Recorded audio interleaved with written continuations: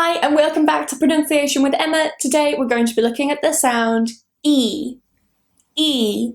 Now, in order to make this sound, I want you to imagine something really funny, something that makes you smile, okay? So you have this kind of smiley E position.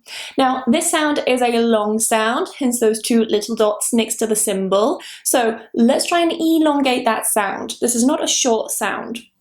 E. E.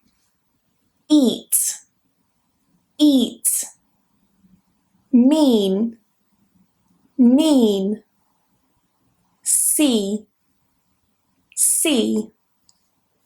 She's so mean to me. She's so mean to me. I hope you've enjoyed this British pronunciation video. I will see you next lesson. Bye bye.